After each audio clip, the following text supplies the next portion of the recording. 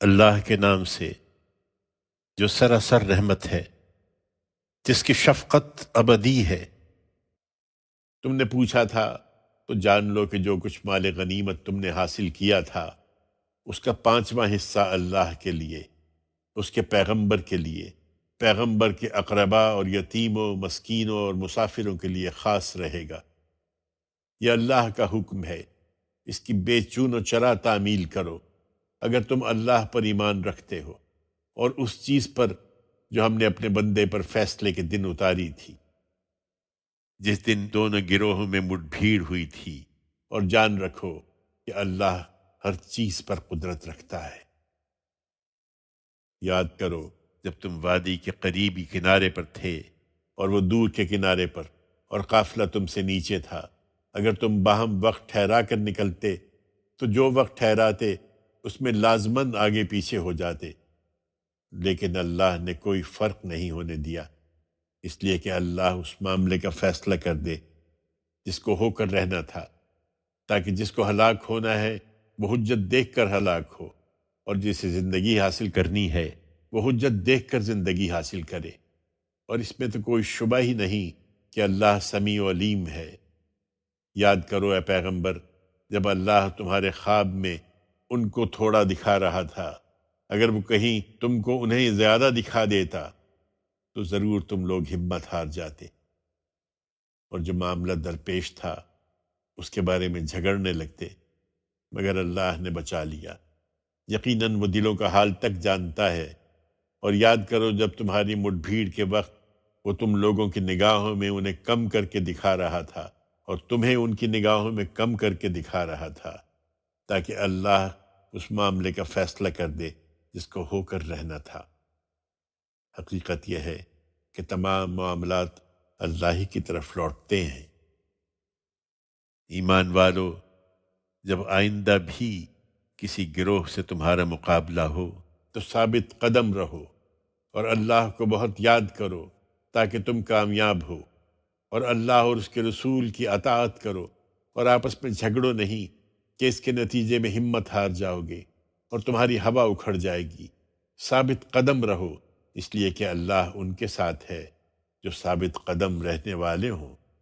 تم ان لوگوں کی طرح نہ بنو جو اپنے گھروں سے اتراتے اور لوگوں کو اپنی شان دکھاتے ہوئے نکلے، اور جن کا رویہ یہ ہے کہ خدا کی راہ سے روکتے ہیں، درحالی کہ جو کچھ وہ کر رہے ہیں اللہ اس کا احاطہ کیے ہوئے ہے۔ یاد کرو جب شیطان نے ان کے اعمال انہیں خوشنما بنا کر دکھائے اور کہا کہ آج لوگوں میں کوئی نہیں جو تم پر غلبہ پا سکے، اور مطمئن رہو میں تمہارے ساتھ ہوں۔ مگر جب دونوں گروہوں کا آمنا سامنا ہوا تو وہ الٹے پاؤں چلتا بنا اور کہنے لگا کہ میں تم سے بری ہوں، میں وہ کچھ دیکھ رہا ہوں جو تم نہیں دیکھ رہے ہو، میں اللہ سے ڈرتا ہوں۔ حقیقت یہ ہے کہ اللہ سخت سزا دینے والا ہے۔ یاد کرو جب منافقین اور وہ بھی جن کے دلوں کو روگ لگا ہوا ہے خود تمہارے متعلق کہہ رہے تھے کہ ان کے دین نے ان لوگوں کو دھوکے میں ڈال دیا ہے، درحالی کہ جو اللہ پر بھروسہ رکھتے ہیں اللہ ضرور ان کی مدد کرتا ہے، اس لیے کہ اللہ زبردست ہے، وہ بڑی حکمت والا ہے۔ اگر تم دیکھ پاتے تو دیکھتے کہ اس وقت کیا گزر رہی تھی جب فرشتے ان منکروں کی روحیں قبض کر رہے تھے، ان کے چہروں اور ان کی پیٹھوں پر مارتے ہوئے، اور یہ کہتے ہوئے کہ اب چکھو جلنے کا عذاب، یہ اس کا بدلہ ہے جو تم نے اپنے ہاتھوں آگے بھیجا تھا، اور اس لیے ہے کہ اللہ اپنے بندوں پر ذرا بھی ظلم کرنے والا نہیں ہے۔ ان کے ساتھ وہی معاملہ ہوا ہے جو آل فرعون اور ان سے پہلے کے لوگوں کے ساتھ پیش آیا تھا۔ انہوں نے اللہ کی آیتوں کا انکار کر دیا تو اللہ نے ان کے گناہوں پر انہیں پکڑ لیا۔ بے شک اللہ قوی ہے، وہ سخت سزا دینے والا ہے۔ یہ اس وجہ سے ہوا کہ اللہ کسی نعمت کو جو اس نے کسی قوم کو عطا کی ہو اس وقت تک نہیں بدلتا جب تک وہ خود اپنی حالت میں تبدیلی نہ کرے، نیز اس وجہ سے کہ اللہ سمیع و علیم ہے۔ وہی ہوا ہے جو آل فرعون اور ان سے پہلے کے لوگوں کے ساتھ پیش آیا تھا۔ انہوں نے اپنے پروردگار کی نشانیوں کو جھٹلایا تو بالآخر ان کے گناہوں کی پاداش میں ہم نے انہیں ہلاک کیا، اور فرعون کے لوگوں کو غرق کر دیا۔ یہ سب ظالم لوگ تھے۔ یقیناً اللہ کے نزدیک بدترین جانور وہ لوگ ہیں جنہوں نے انکار کر دیا ہے، پھر کسی طرح ماننے کے لیے تیار نہیں ہے، خاص کر وہ لوگ جن سے اے پیغمبر تم نے عہد لیا، پھر ہر مرتبہ وہ اپنا عہد توڑ دیتے ہیں اور ذرا نہیں ڈرتے کہ اس کا نتیجہ کیا ہوگا۔ سو انہیں لڑائی میں پاؤ تو ان کو ایسی مار مارو کہ جو ان کے پیچھے ہیں ان کو بھی تتر بتر کر دو، تاکہ وہ سبق حاصل کریں۔ تم لوگ البتہ ہر حال میں عہد کی پابندی کرو، اور اگر کسی قوم سے بد عہدی کا اندیشہ ہو تو ان کا عہد اسی طرح برابری کے ساتھ ان کے آگے پھینک دو۔ حقیقت یہ ہے کہ اللہ بد عہدوں کو پسند نہیں کرتا۔ یہ منکرین اس غلط فہمی میں نہ رہیں کہ نکل بھاگے ہیں، یہ ہرگز ہمارے قابو سے باہر نہیں جا سکتے۔ تم لوگوں سے جس قدر ہو سکے ان کے لیے فوج اور بدھے ہوئے گھوڑے تیار رکھو، جس سے اللہ کے دشمنوں پر اور تمہارے ان دشمنوں پر تمہاری ہیبت رہے، اور ان کے علاوہ دوسروں پر بھی جنہیں تم نہیں جانتے ہو، اللہ انہیں جانتا ہے۔ اس مقصد کے لیے جو کچھ تم اللہ کی راہ میں خرچ کرو گے وہ تمہیں پورا کر دیا جائے گا، اور تمہارے لیے کوئی کمی نہ ہوگی۔ یہ لوگ اگر صلح کی طرف جھکیں اے پیغمبر تو تم بھی اس کے لیے جھک جاؤ اور اللہ پر بھروسہ رکھو، بے شک وہ سننے والا جاننے والا ہے۔ اگر وہ تم کو دھوکہ بھی دینا چاہیں گے تو مطمئن رہو کہ اللہ تمہارے لیے کافی ہے۔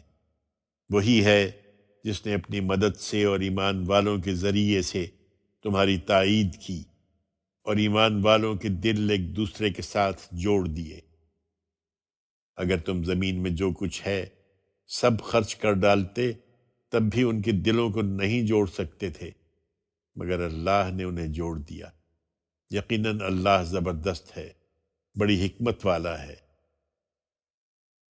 اے پیغمبر تمہارے لیے اللہ کافی ہے، اور یہی مومنین کافی ہیں جنہوں نے تمہاری پیروی اختیار کر لی ہے۔ اے پیغمبر ان مومنوں کو اس جنگ پر ابھارو جس کا حکم پیچھے دیا گیا ہے۔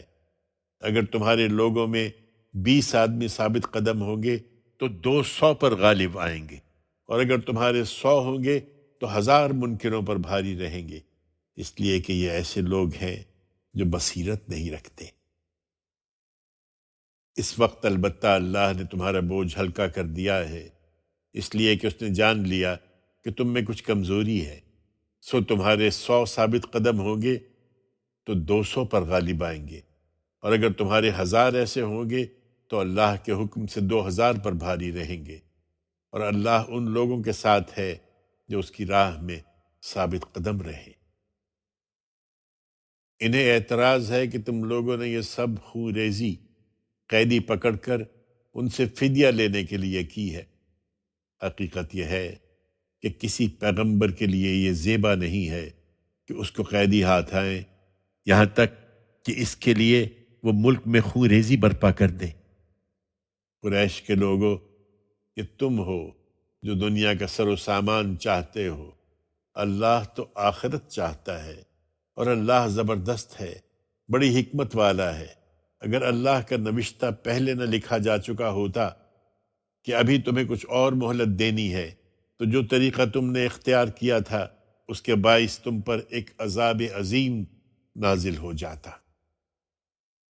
سو مسلمانوں تم ان کے اعتراضات کی پرواہ نہ کرو، اور فدیہ لے کر جو مال غنیمت تم نے حاصل کیا ہے اس کو حلال و طیب سمجھ کر کھاؤ، اور اللہ سے ڈرتے رہو۔ یقیناً اللہ بخشنے والا ہے، اس کی شفقت ابدی ہے۔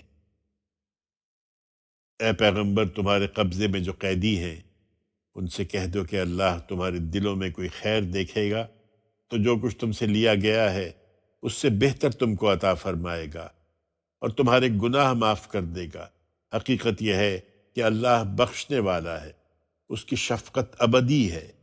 اور اگر یہ تمہارے ساتھ بد عہدی کرنا چاہتے ہیں تو ان سے بعید نہیں، اس لیے کہ اس سے پہلے انہوں نے خدا سے بد عہدی کی ہے، پھر اسی کا نتیجہ تھا کہ اللہ نے تم کو ان پر قابو دے دیا، اور اللہ سب کچھ جانتا ہے، وہ بڑی حکمت والا ہے۔